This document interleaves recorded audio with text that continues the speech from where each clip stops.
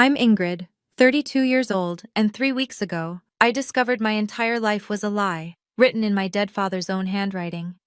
My father passed away on a Tuesday. I was the one holding his hand when he took his last breath. My sister Meredith was in the Hamptons. My mother was in the waiting room, too emotional to be present. At the will reading, surrounded by relatives I barely knew, the lawyer announced my inheritance, $1. My sister received $2.4 million, the house, and everything else. But 3 days later, while cleaning out Dad's study, I found a hidden drawer. Inside was a letter dated the day I was born. The first line read, "I never wanted a second daughter." I kept reading. By the last page, I understood everything. Before I continue, please take a moment to like and subscribe, but only if you genuinely connect with this story. And drop a comment telling me where you're watching from and what time it is there. I always love reading those. Now let me take you back to 4 weeks ago, the night my father was admitted to the hospital. I was finishing up a late shift at work when my phone buzzed. Mom's name on the screen. She never called unless she needed something. "Your father's in the hospital, heart attack. You should go." "No, please. No, I'm scared. Just a command." I asked about Meredith. "Your sister's in the Hamptons with friends. She can't make it back tonight." Of course she couldn't. "What about you, Mom?" A pause. "I'll be there in the morning. It's late and I need to make some calls." I didn't argue. I'd learned decades ago that arguing with my mother was like screaming into a void. I grabbed my keys and drove. 4 hours through the dark, the highway stretching endlessly ahead. My hands gripped the steering wheel so tight my knuckles went white. I kept telling myself this time would be different. This time maybe he'd finally see me. When I arrived at the hospital, the fluorescent lights buzzed overhead like tired insects. A nurse directed me to the ICU. I walked past rooms filled with families, people crying, people praying, people holding hands. My father's room was quiet, just the rhythmic beeping of machines. He looked smaller than I remembered. The man who had towered over my childhood, whose approval I had chased for 32 years, now seemed fragile under those sterile white sheets. I pulled up a chair and sat beside him. "Hey, Dad. It's me, Ingrid." His eyes fluttered but didn't open. I took his hand, something I hadn't done since I was a little girl. His skin felt papery, cold. "I'm here," I whispered. "I came." The machines beeped on. Outside, the hospital hummed with life. But in that room, it was just me and the father, who had never once told me he loved me. And I waited. 3 days. That's how long I stayed by his bedside. Meredith called once. "How's Dad? Is he conscious?" "Not yet. The doctors say it's touch and go." "Okay, keep me updated. I have a charity luncheon tomorrow, but I can try to rearrange if—" "It's fine, Meredith, I've got it." She didn't push back. Mom visited a few hours each day. She'd sit in the corner, scrolling through her phone, occasionally sighing. Never once did she offer to take over so I could rest. During those long nights, memories surfaced unbidden. My college graduation.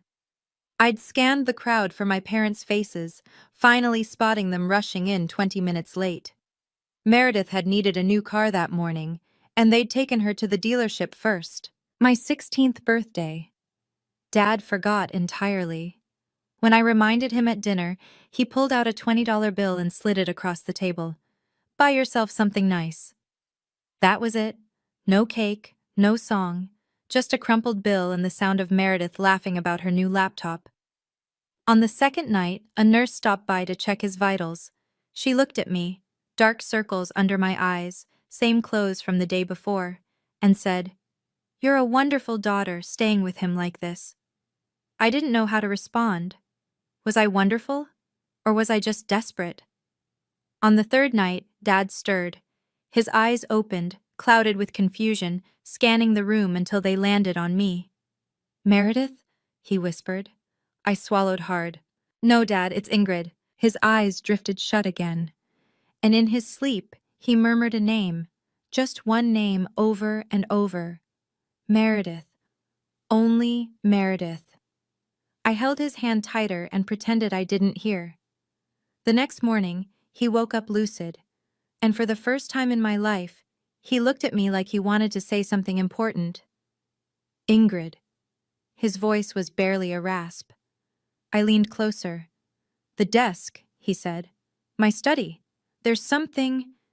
He coughed, a wet, rattling sound that made my stomach clench. What is it, Dad? What's in the study? His hand squeezed mine with surprising strength. You need to see. The drawer. The hidden... The monitors began to beep faster. A nurse rushed in, then another. Someone called for a doctor. Dad, stay with me. Dad, stay. His eyes locked onto mine. For one brief moment, I saw something there I'd never seen before. Regret? Guilt? I couldn't tell.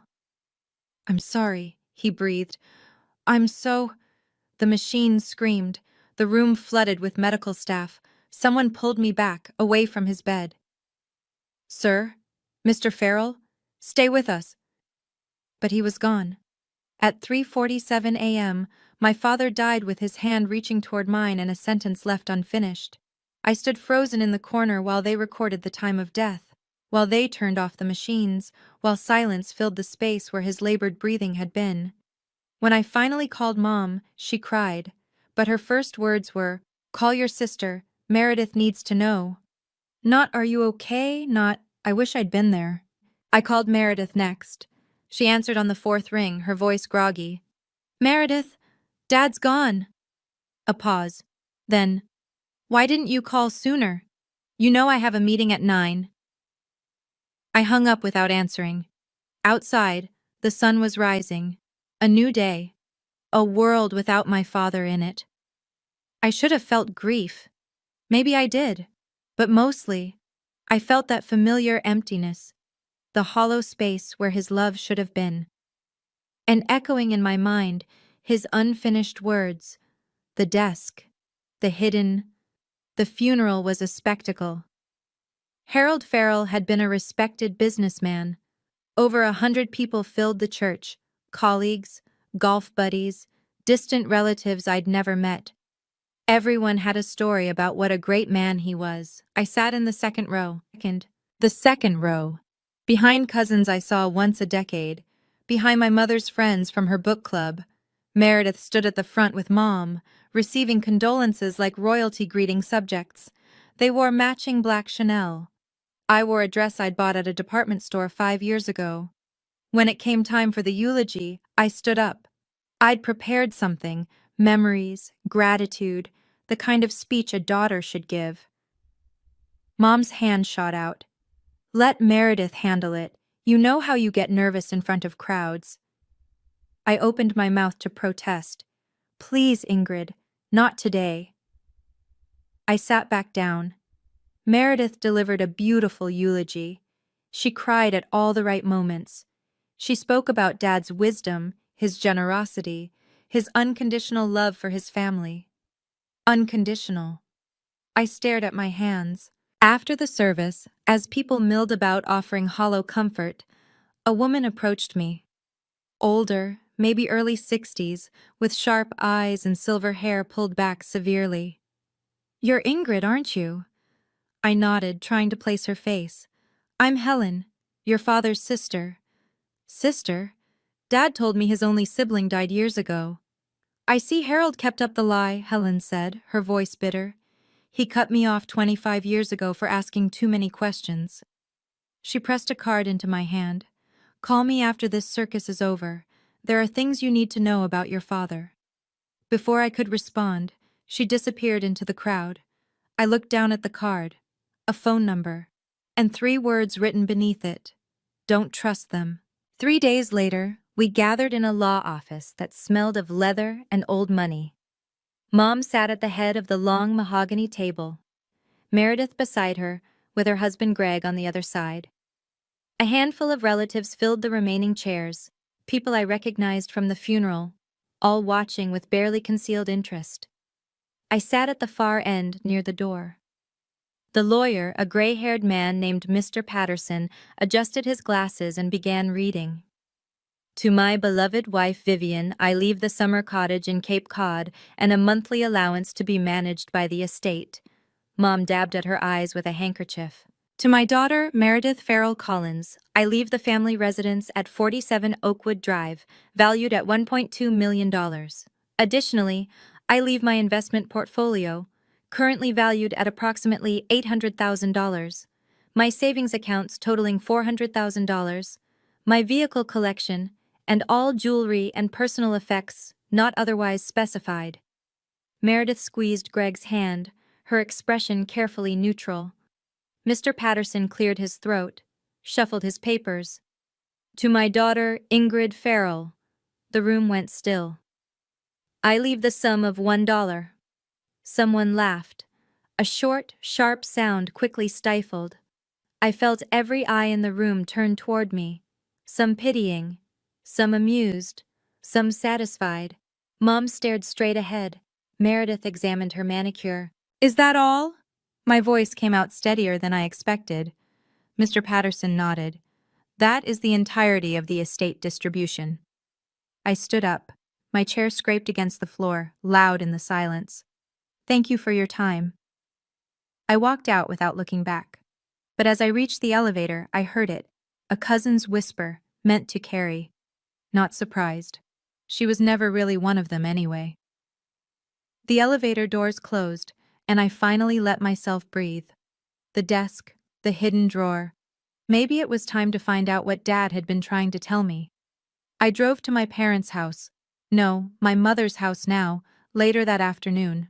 I told myself I was just picking up some old belongings. That's what I told myself. Mom answered the door in her bathrobe, looking every bit the grieving widow. Ingrid, I didn't expect you. I need to get some things I left here. She stepped aside reluctantly. The house felt different already, emptier, even though nothing had been moved. I made it halfway to the stairs before I stopped, turned around. Why? Mom froze. Why what? 32 years. I need to know why. What did I do wrong? Her face tightened. This isn't the time. Then when is the time, Mom? When will it ever be the time? She sighed, suddenly looking very old. Your father had his reasons. You should accept that and move on. What reasons? I was there every day at the hospital. I held his hand when he died. Meredith didn't even cancel her luncheon. Your sister has responsibilities. And I don't? Mom's eyes hardened. There are things you don't understand, things better left alone. So explain them to me. But she was already turning away. Get your things and go, Ingrid. Some questions don't have answers you want to hear. I watched her disappear into the kitchen. Every instinct screamed at me to follow, to demand the truth. But I knew that look. That wall. I'd been running into it my whole life. Instead, my eyes drifted down the hallway, to the closed door at the end. Dad's study. The door was slightly ajar. I could see the corner of his old oak desk through the gap. The desk. The hidden drawer. Mom was in the kitchen. The house was quiet. I had maybe 10 minutes before she noticed I hadn't left. It was enough. I slipped into the study and closed the door behind me. The room smelled like him. Leather, cigars, old paper. I'd rarely been allowed in here as a child. It was Dad's sanctuary, off limits to everyone except Mom and, occasionally, Meredith. The oak desk dominated the center of the room. Massive, antique, passed down from my grandfather. I'd always thought it was beautiful. Now it felt ominous. I started with the obvious drawers: bills, tax documents, old photographs of Meredith at various achievements, graduations, award ceremonies, her wedding. Not a single picture of me. Nothing unusual, nothing hidden. Then I noticed it. The bottom right drawer was shallower than the others. I pulled it out completely, felt along the base. Wood panels that should have been flush were slightly raised. My heart pounded. I pressed down on one corner. Click. A false bottom. I lifted it away with trembling hands.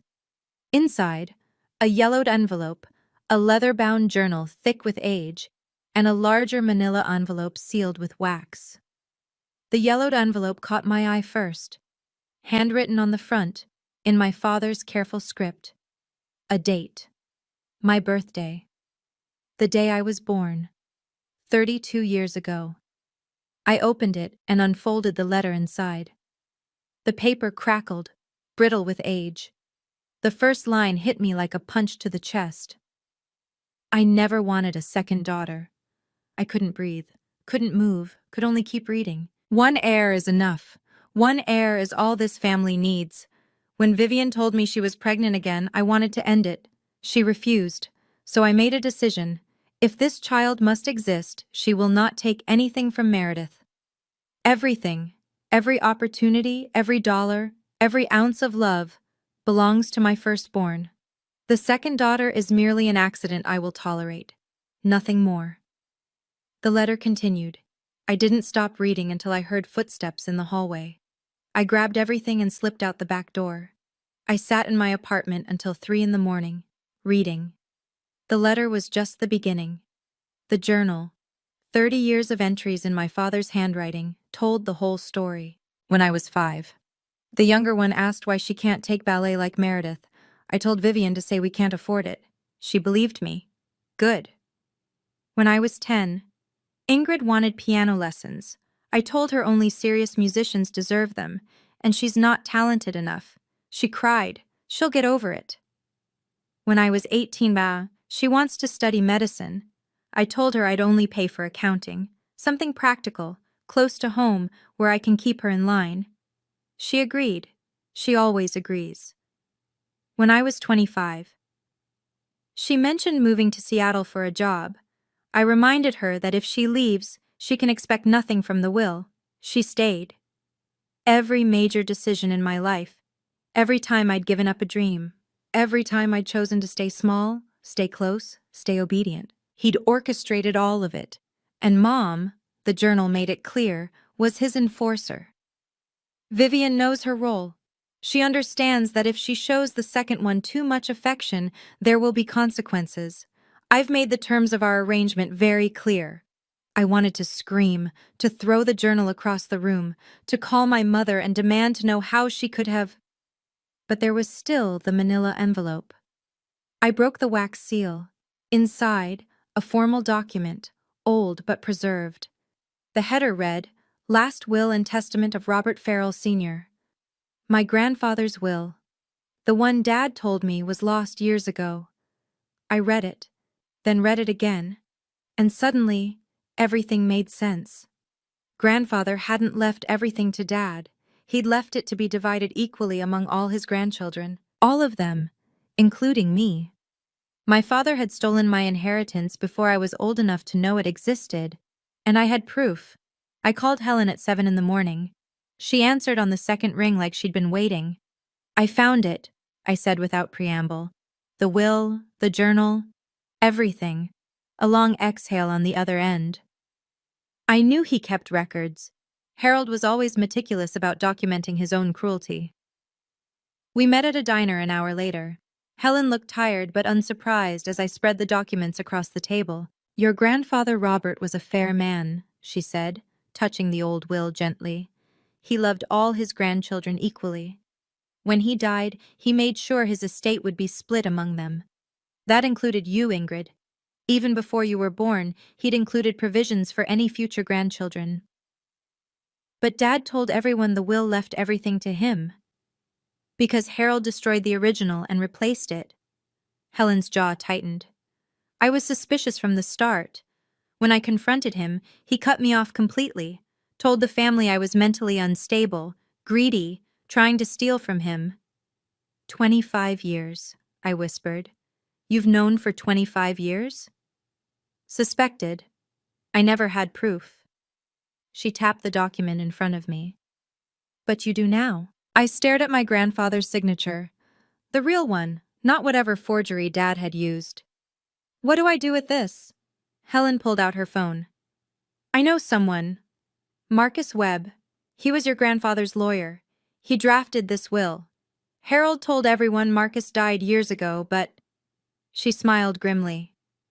Harold lied about a lot of things. You think this lawyer will help? I think Marcus has been waiting 25 years for someone to find this. She slid a phone number across the table. He'll want to hear from you. For the first time since this nightmare began, I felt something other than despair. I felt hope. Marcus Webb's office was in a small building on the edge of town, the kind of place people forget exists. He answered the door himself, a thin man in his late 60s with kind eyes behind wire-rimmed glasses. You must be Ingrid. He shook my hand warmly. You have your grandfather's chin. The three of us, Marcus, Helen, and me, sat around a cluttered desk covered in legal books and old files. I handed over the documents. Marcus studied the original will for a long moment. When he looked up, his eyes were wet. This is it, the will I drafted. He ran his finger along the margins. I recognize my own notations. I remember writing every word. What happened? I asked. After my grandfather died? Marcus removed his glasses, rubbed his eyes. Harold called me the day after the funeral. Said he'd found a newer will in Robert's safe, one that superseded mine. When I asked to see it, he threatened me. Said if I didn't back off, he'd have me disbarred, accused of fraud. And you believed him? I had no proof otherwise. Marcus's voice was heavy with old guilt. He was Robert's son. He had control of all the documents. What could I do? Helen leaned forward. But now we have proof. Marcus nodded slowly. The handwriting experts can confirm this is Robert's signature, not a forgery. And the journal. He flipped through the pages I'd brought. Harold essentially confessed to everything in writing. So what's next? I asked. Next. Marcus met my eyes. We can challenge the estate distribution, file in probate court. With this evidence, we have a strong case. He paused. But Ingrid, you need to understand what this means. You'll be going up against your mother, your sister, your entire family. I thought about 32 years of silence, of being invisible, of accepting scraps and calling it love. I know, I said. I'm ready. Meredith called 3 days later. I knew it would happen eventually. Word travels fast in families like ours. Ingrid, sweetheart. Her voice dripped honey. I've been hearing some troubling things. Have you? People are saying you're asking questions about the will, about Dad. A delicate pause. I understand you're grieving, but you need to let this go. Why? Because it's embarrassing. For all of us. Dad made his wishes clear and…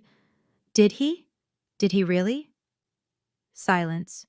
When she spoke again, the sweetness was gone. I don't know what you think you've found, little sister, but I have friends, lawyers, people who can make your life very difficult. Is that a threat? It's advice, from someone who cares about you. She laughed, that tinkling, dismissive sound I'd heard my whole life. Come on, Ingrid. What do you really think you're going to accomplish? Even if there was some irregularity, who's going to believe you over me? Over Mom? I kept my voice steady. Thanks for your concern, Meredith.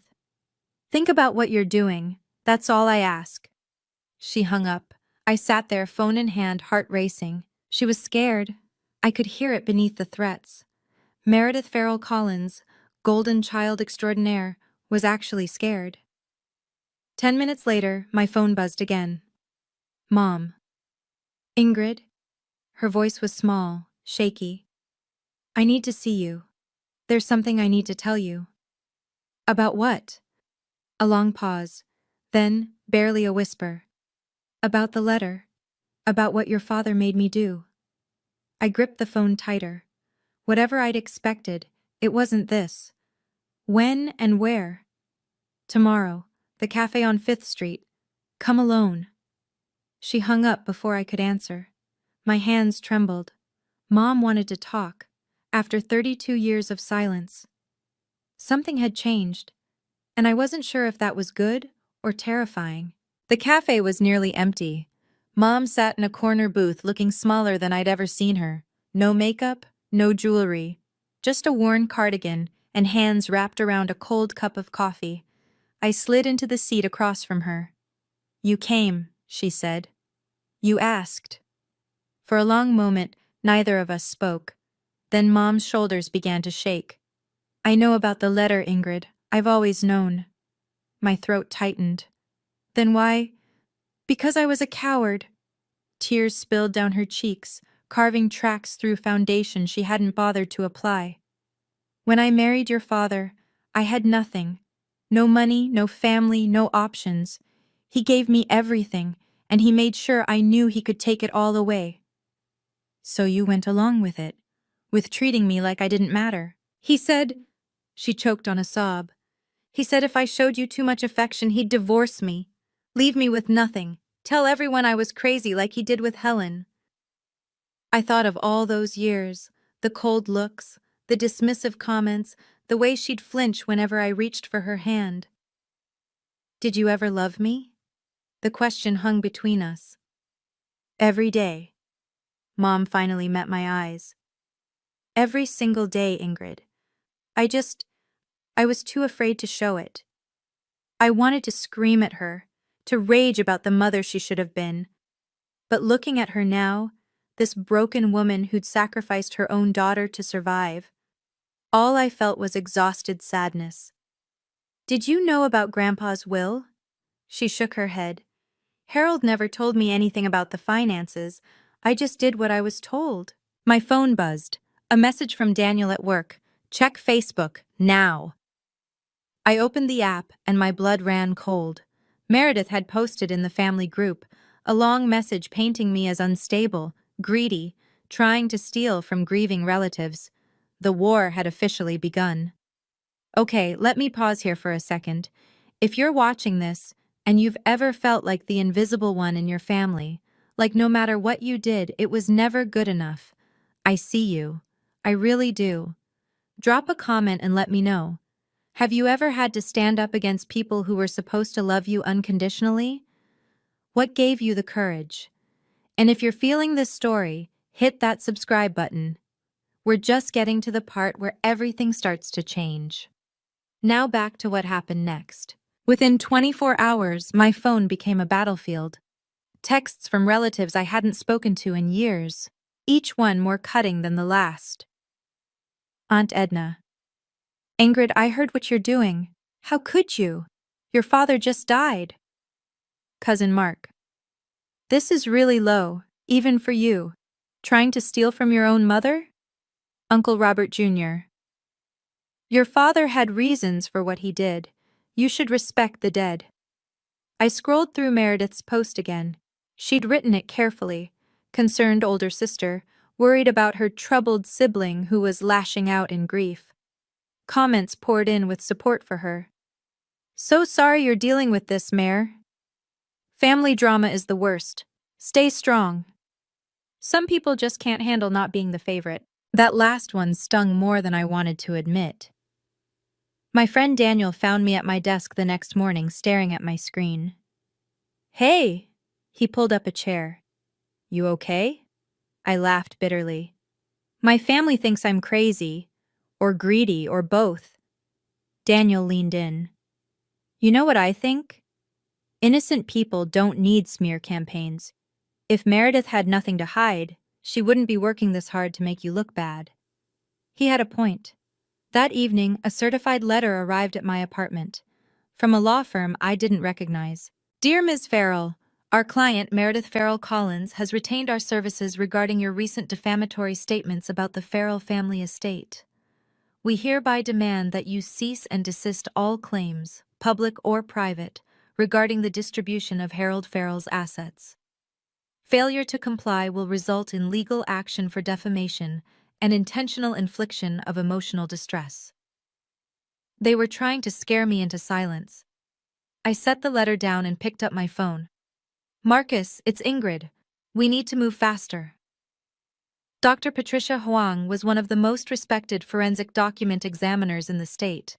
Marcus called in a favor to get us on her schedule within the week. Her office was clinical, white walls, bright lights, and a desk covered with magnifying equipment. She spread out the documents we'd brought. My grandfather's original will, the one Harold had filed with the probate court, and several samples of both men's handwriting. "Give me an hour," she said. "The longest hour of my life." Helen paced the hallway. Marcus sat rigid in his chair. I stared at my hands and tried not to hope too hard. When Dr. Huang finally emerged, her expression was unreadable. "The original will." She held up my grandfather's document. "This signature is genuine.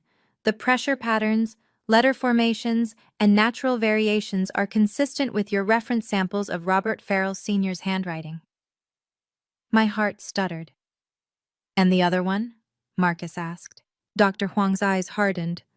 "The signature on the filed will shows clear indicators of forgery. Hesitation marks, inconsistent baseline, unnatural pen lifts.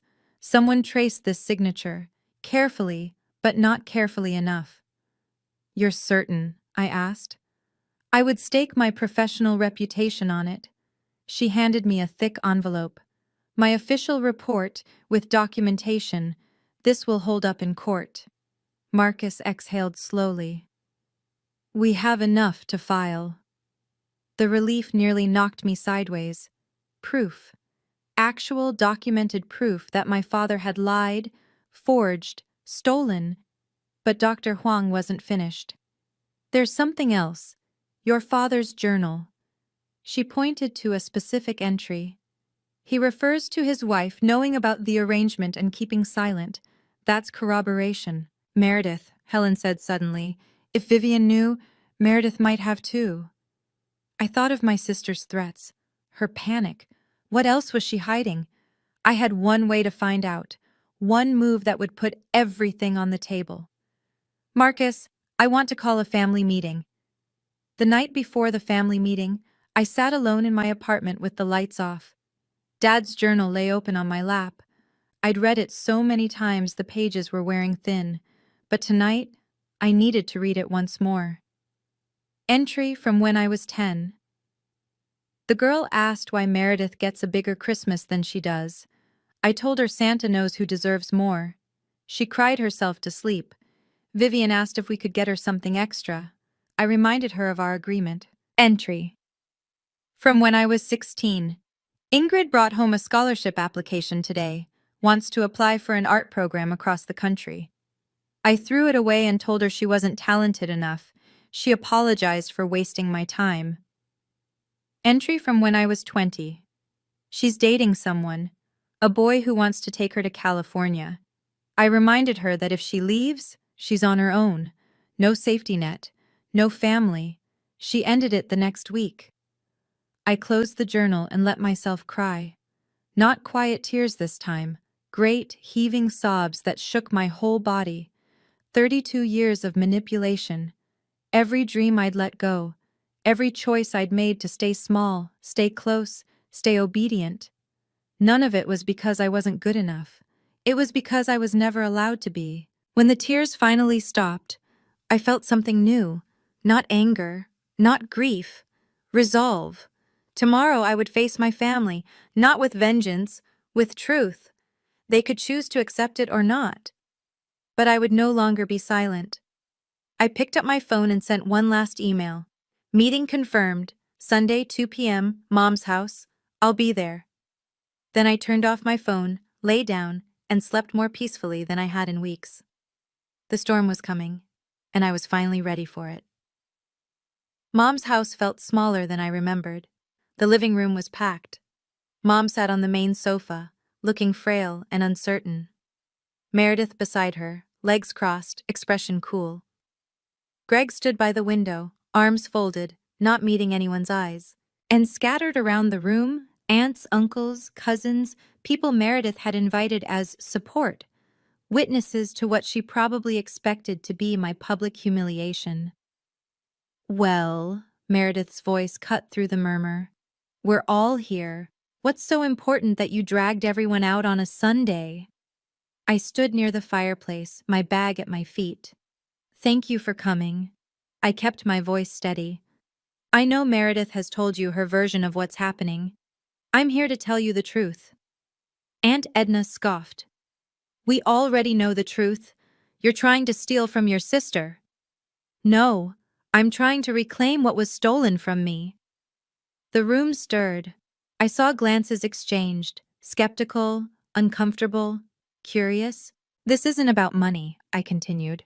It's about our father, about who he really was, about decisions he made 32 years ago that none of you know about. Meredith laughed, high and sharp. This is pathetic, Ingrid. You're embarrassing yourself. Am I? I reached into my bag and pulled out a yellowed envelope. I found this in Dad's desk, a letter he wrote the day I was born. The room went still. Would you like to hear what it says? Meredith's smile faltered. Mom's hand flew to her throat. I unfolded the letter, hands steady, and began to read. I never wanted a second daughter. Silence. Absolute silence. I kept going, and with each word, I watched the room's expression change from skepticism to shock. No one was laughing now. I read the key passages from the letter. Then I opened the journal. This is 30 years of entries, all in Dad's handwriting. I held it up for the room to see. 30 years of documenting exactly how he planned to cut me out of this family. Meredith stood abruptly.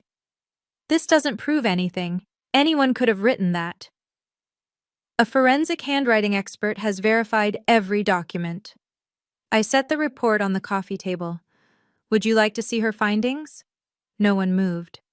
But that's not the most important thing I found. I pulled out the manila envelope, the one that had been sealed for decades. This is our grandfather's will, the real one, the one Dad told everyone was lost. Uncle Robert leaned forward. What do you mean, the real one? I mean, grandfather left his estate to be divided equally among all his grandchildren, all of us. I looked around the room. Not just Meredith, all of us. Murmurs rippled through the crowd. Aunt Edna's mouth fell open. Dad forged a new will. He hid the original. He stole inheritances from every person in this room.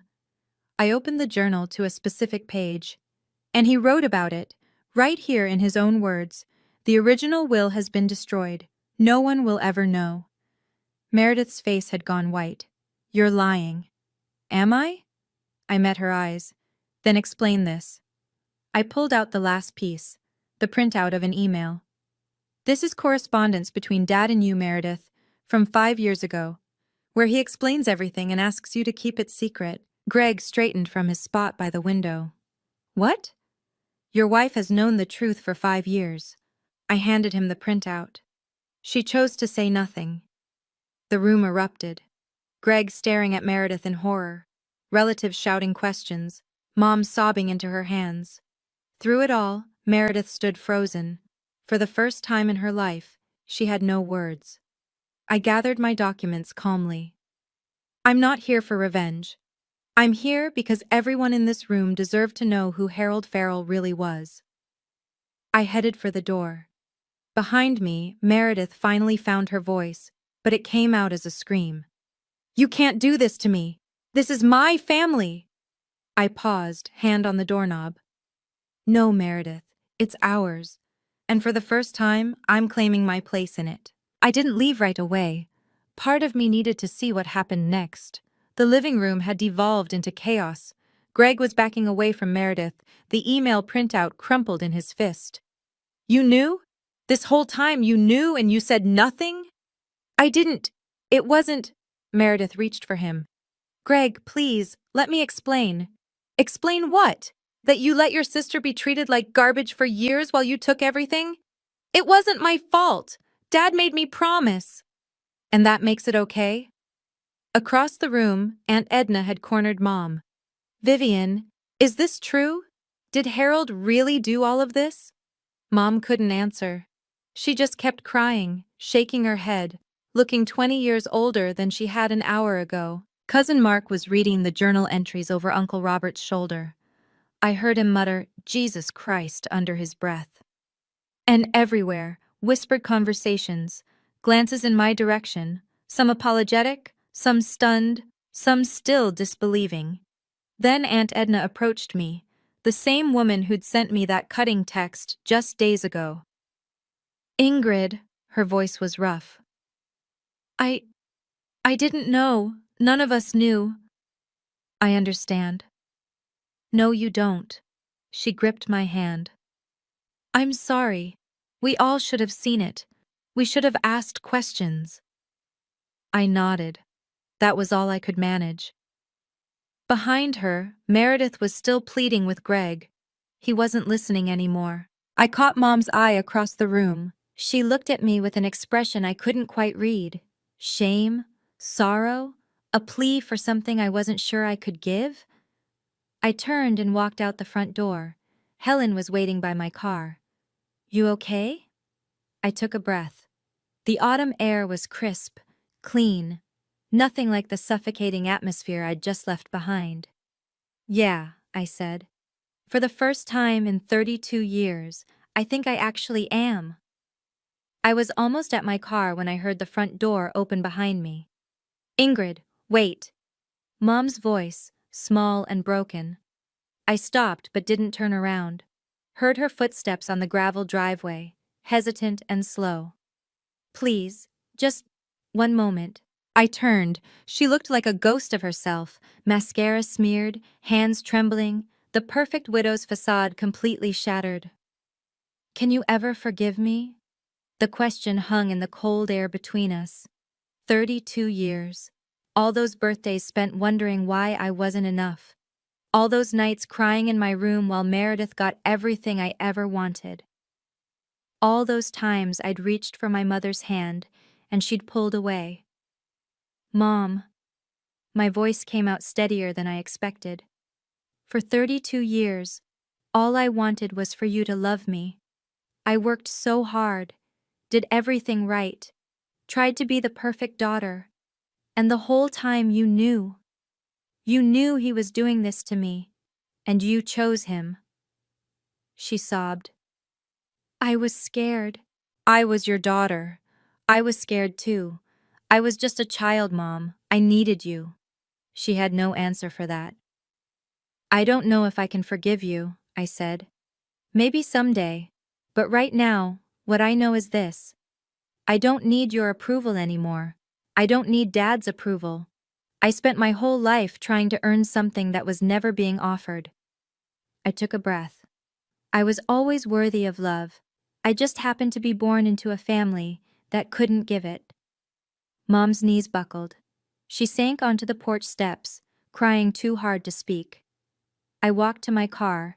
Helen opened the passenger door for me. You did good, she said quietly. I know. I slid into the driver's seat. For the first time, I actually know. We drove away and I didn't look back. 2 weeks after the family meeting, Marcus filed the lawsuit. The local paper picked up the story. Prominent family faces estate fraud allegations. There was a photo of Dad from some charity gala, smiling that distinguished smile I'd grown up fearing. Meredith hired a team of expensive lawyers, the kind who bill more per hour than I make in a week. They sent threatening letters, demanded we withdraw, promised to bury us in motions and counterclaims. Marcus wasn't intimidated. Let them posture, he said during our strategy meeting. The evidence is overwhelming. We have the original will, verified signatures, and Harold's own journal confessing to everything. No amount of legal maneuvering can make that disappear. The discovery phase was brutal. Depositions, document requests, hours spent in conference rooms while lawyers asked the same questions 50 different ways. Meredith testified first. I watched through a video feed as she denied everything, her voice cracking under pressure. But when they showed her the email, the one proving she'd known for 5 years, she broke down completely. I was just protecting my family, she sobbed. I didn't know it was illegal. Helen squeezed my hand. She's lying. She knew exactly what she was doing. Maybe. Or maybe Meredith had spent so long living in Dad's shadow that she couldn't tell the difference between protection and complicity anymore. The news spread through our social circles. Old friends of my parents stopped talking to us. The country club membership was quietly revoked. The Farrell name, once synonymous with success and respectability, became something people whispered about at dinner parties. Then one morning, I received an unexpected email from Gregory Collins. Subject: We need to talk. The message was brief.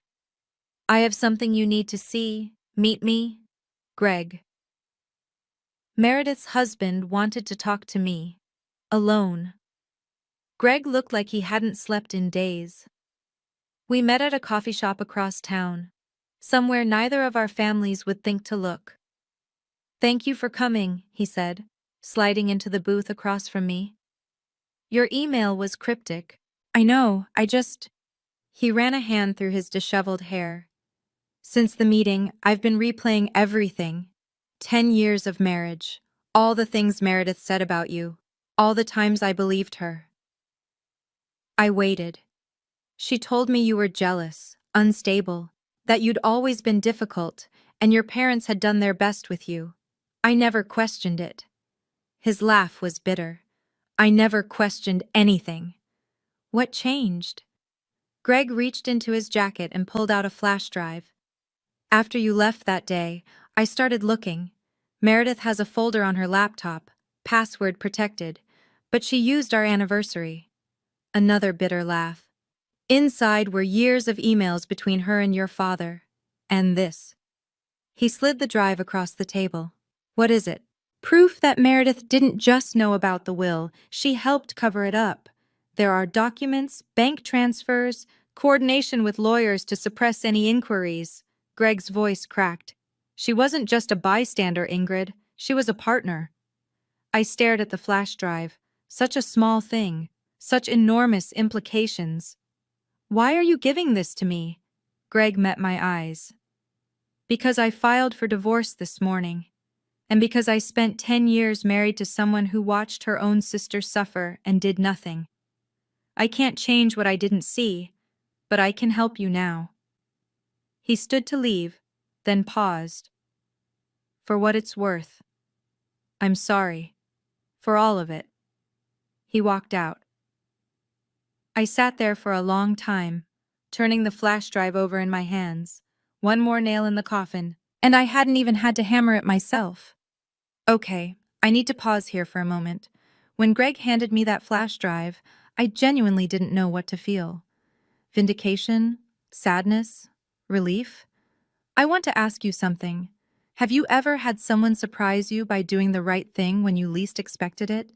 Someone you'd written off, who turned around and stood up when it mattered? Let me know in the comments. And if you're still with me, thank you. We're almost at the end now. Hit subscribe if you haven't yet. You won't want to miss how this all wraps up.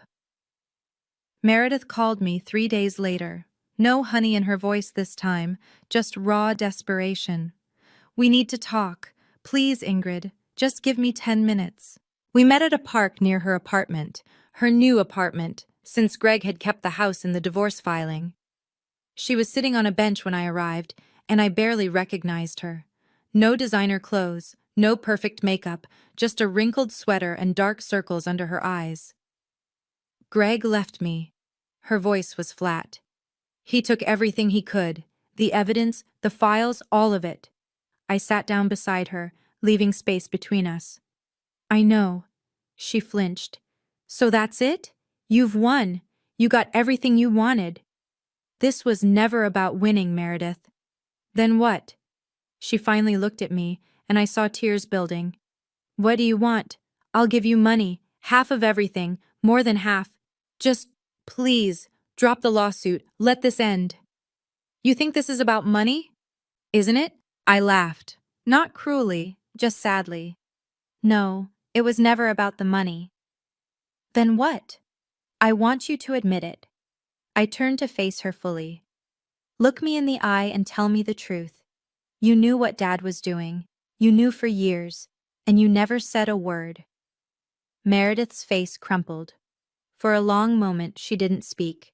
Then, in a voice barely above a whisper, I knew. I knew everything. And I was too selfish to care. The confession hung between us. Why? I asked. I'm your sister. She wiped her eyes with the back of her hand. Because I was scared that if I spoke up, I'd end up like you. The invisible one. The one nobody wanted. I let that sink in. Then I stood. When you're ready to take responsibility, really take it, you know where to find me. No, I walked away without looking back. The courtroom was packed. Word had spread about the Farrell family scandal, and everyone wanted to see how it ended. Reporters lined the back rows. Former friends of my parents sat scattered throughout, pretending they weren't there to gawk. I sat beside Marcus, Helen on my other side. Across the aisle, Meredith hunched between her lawyers, looking smaller than I'd ever seen her. Mom didn't come. I wasn't surprised. The proceedings moved faster than I expected. Marcus presented our evidence systematically: the original will, Dr. Huang's expert analysis, the journal entries, the emails. Each piece built on the last until the picture was undeniable. Meredith's lawyers tried to object, tried to introduce doubt, but there was too much proof and everyone knew it. The turning point came when Greg took the stand. He testified calmly, professionally. Yes, his wife had known about the forged will. Yes, she had actively helped conceal it. Yes, he had evidence: emails, documents, bank records. When he finished, you could have heard a pin drop. The judge called a brief recess. I stepped outside for air and found myself face to face with Aunt Edna. "I just want you to know," she said quietly. "I believe you. I think most of us do now." Before I could respond, the bailiff called us back. The judge didn't make us wait. He'd reviewed the evidence, consulted with experts, considered all arguments. "It is the ruling of this court," he said, "that the document filed as Harold Farrell's will was obtained through fraud and misrepresentation. The original will of Robert Farrell Sr. is hereby reinstated. The estate will be redistributed according to its authentic terms." Relief crashed over me like a wave. It was over. After everything, the lies, the manipulation, the decades of being invisible, it was finally over. Marcus shook my hand. Helen embraced me, and across the room, Meredith sat motionless, staring at nothing. I found Mom on a bench outside the courthouse. She hadn't come inside, but she'd been there the whole time, waiting. I sat down beside her without being invited. "It's done," I said. "I heard." Her voice was barely audible. "I listened from the hallway." We sat in silence for a while. People passed by, conversations swirling around us like water around stones. "I don't expect you to forgive me," Mom finally said. "I know I don't deserve it." "What do you want, then?" She turned to look at me, really look at me, maybe for the first time in decades. "I want you to know that I loved you, every day, even when I couldn't show it." Her hand trembled as she reached toward mine. "I know that doesn't fix anything. I know I failed you in every way a mother can fail." "Then why didn't you ever protect me?" "Because I was weak." The word came out like a confession. Harold controlled everything: the money, the house, our social standing. When he threatened to leave me with nothing, I believed him. I was so scared of being alone that I sacrificed my own daughter. Tears streamed down her face. "I'm not asking for forgiveness, Ingrid. I'm asking, is there any chance? Any chance at all that we could start over?" I thought about it. Really thought about it. Could I forgive her? Could I trust her? Could we build something real from the ashes of 32 years of lies? I didn't have answers. But I knew one thing. "I can't promise anything," I said slowly. "But I'm willing to try. If you are." Mom's hand closed over mine. Warm. Real. The first genuine touch between us in longer than I could remember. "I am," she whispered. "I promise I am." It wasn't resolution. It wasn't healing. But it was a start. 3 months after the verdict, I heard from Meredith again. Not through lawyers this time. Just a text, simple and direct. "Can we meet?" She'd moved to a small apartment on the edge of town. Gone were the designer furnishings, the art collection, the evidence of a privileged life. What remained was sparse and practical: a couch, a table, some boxes she hadn't bothered to unpack. She opened the door looking like a different person. Thinner, quieter, something in her eyes that hadn't been there before. "I wasn't sure you'd come," she said. Neither was I. We sat across from each other at her small kitchen table. She offered coffee. I accepted. "The divorce is finalized," she said, wrapping her hands around her mug. "Greg got the house, most of the assets. The prenup was not in my favor once everything came out." I didn't know what to say, so I waited. "I've been seeing a therapist." She almost laughed. "First time in my life. Turns out being the golden child messes you up too, just differently." "Is that supposed to make me feel sorry for you?" "No." She met my eyes. "It's supposed to explain, not excuse, just explain." She set down her mug. "I knew what Dad was doing. I knew, and I chose to keep quiet because I was terrified of losing my place. Of becoming you." Her voice cracked. "That's the ugliest truth. I watched you suffer, and I told myself it wasn't my problem." "So what now?" Meredith took a shaky breath.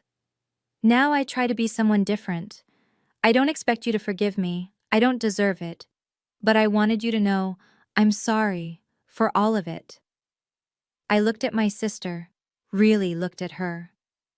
"I can't forgive you yet," I said. "But I'm not going to spend my life hating you either." It wasn't closure, but it was something. 6 months later, my life looks completely different. The estate was settled. I received my share, not the millions Meredith had inherited, but enough. Enough to pay off my debts, enough to put a down payment on a small condo, enough to finally feel like I could breathe. But the money isn't what changed me. I started therapy. Real, honest, twice-a-week therapy where I unpacked 32 years of being told I wasn't enough. It's hard. Some days I leave those sessions feeling like I've been turned inside out, but I'm learning about boundaries, about self-worth, about the difference between earning love and demanding respect. Mom and I have lunch every other week now. It's awkward sometimes. We're both learning how to be honest with each other after a lifetime of silence. She's not the mother I always wanted, but she's trying to be the mother she should have been. Meredith sent me a birthday card last month. First one ever. Inside, she'd written, "I'm still figuring out who I am without Dad's shadow. I hope you'll give me time." I haven't written back yet. But I didn't throw it away either. Helen has become family in the truest sense. The aunt I never knew I needed, the ally I didn't know I had. We have dinner every Sunday. She tells me stories about my grandfather, about the father my dad could have been if he'd made different choices. My coworker Daniel asked me the other day, "Any regrets about all of this?" I thought about it for a long time. "No," I finally said. "For 32 years I lived someone else's story. I followed a script I didn't know existed. But now?" I smiled. "Now I'm finally writing my own. And honestly, it's the first story I've ever wanted to read. I've spent a lot of time with my therapist trying to understand how my family got so broken. Not to forgive, though maybe that will come eventually, but to make sense of it, to make sure I don't carry these patterns into my own future. Here's what I've learned. My father was what therapists call a narcissistic controller. He grew up as an only child, given everything he wanted, and learned to see the world as a zero-sum game. More for someone else meant less for him. When I was born, I wasn't a daughter. I was a threat to the resources he'd earmarked for Meredith. His response wasn't hatred exactly. It was colder than that. It was calculated dismissal. My mother was a victim of what experts call coercive control. She married into money from nothing, and my father systematically isolated her from any independence. Financial, social, emotional. When he told her to treat me coldly, she didn't have the resources to resist. That doesn't make it okay. But it helps me understand why she couldn't protect me, even when she wanted to. Meredith was the golden child, placed on a pedestal so high she couldn't see the ground anymore. She was taught from birth that she deserved everything, and I deserved nothing. It wasn't cruelty, it was programming. When you're raised to believe the world revolves around you, watching your sister suffer feels normal. And me, I was the scapegoat, the one who absorbed the family's dysfunction so everyone else could pretend everything was fine. My biggest weakness was hope, the desperate, irrational hope that if I just tried harder, loved better, sacrificed more, I would finally earn my place. But here's the thing about earning love. You can't. Love isn't a wage. It isn't something you deserve based on merit. It's something that should be given freely. And when it's not, that's not your failure. That's theirs. The lesson I want to leave you with is simple. You are not responsible for the dysfunction you were born into, but you are responsible for whether you carry it forward. I chose to break the cycle. You can too. So that's my story. Not a revenge tale, though I know it might sound like one. This was never about destroying my family or taking everything they had. It was about truth. About 32 years of silence finally breaking. About a woman who spent her whole life being invisible, choosing to be seen. My father wrote that letter expecting it would never be found. He kept that journal believing his secrets would die with him. He spent decades building a version of our family where I didn't count. But here I am, still standing, still speaking, still refusing to disappear. If my story taught me anything, it's this. The people who try to make you feel small are usually the ones most afraid of what you'll become when you stand up. So stand up, even when it's terrifying, even when everyone tells you to keep quiet, even when the people who should love you most are the ones holding you down. Your worth was never theirs to decide. Thank you for staying with me until the end. I mean it, really. If this story touched you, hit that like button. It helps more people find these videos, and I promise there are others out there who need to hear this.